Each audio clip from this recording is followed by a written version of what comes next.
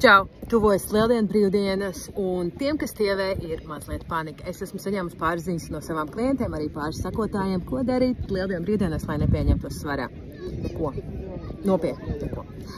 Pirmā lieta, ko es tev varu pateikt, 3 brīvdienas, neko tev slikti nenodarīs, izbaudi šokolādes zaķus, garšīgās olas un jā, pat majonēzi. Bet mans ieteikums, pirmdien vai otrdien, kad beidzas tev brīvdienas, tad pamosties un aiziet atpakaļ savā ierindā. Mēs nebadojamies, mēs nemēģinam noskriet visu uzēsto, mēs nemēģinam kaut kādus tur sevi sodīt ar sporta zāli, bet mēs atgriežamies ierastajā ritmā. Otra lieta. Latvijā brīvdienas Lieldienu šogad ir izdevušās ekscelentas, ļoti siltas, ļoti patīkamas, tāpēc baudi sauli ārā svaigā gaisā. Un nevis sēdi pie grila un grilē šāšliku, bet pastaigā un tad sēdi pie grila un grilē šāšliku. Esam aktīvi. Tas ir visvienkāršākais veids, vispieejamākais veids, kā izlīdzināt to enerģijas balansu. Jo kas notiek?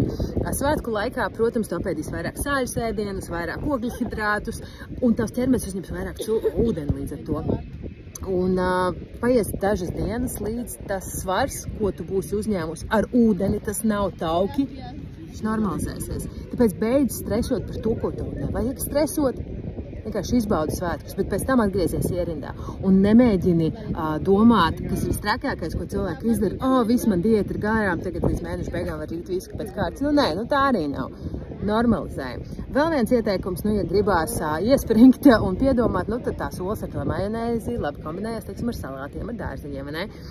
Varbūt izlaižam otro kūkas gabalu, apēdam tikai vienu, izbaudam viņu, jā, viņš ir garšīgs. Tas pats ar šokolādes olām, viņas ir kolosāls. Man mājās arī zaķis atnes šokolādes olas, dievu šokolādes olas.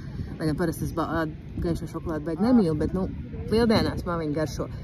Man nav jāpēd visas iepakojums ar šokolādes olām. Es uzcienājos ar dažām. Kaut kā tā, lai priecīgi svētki!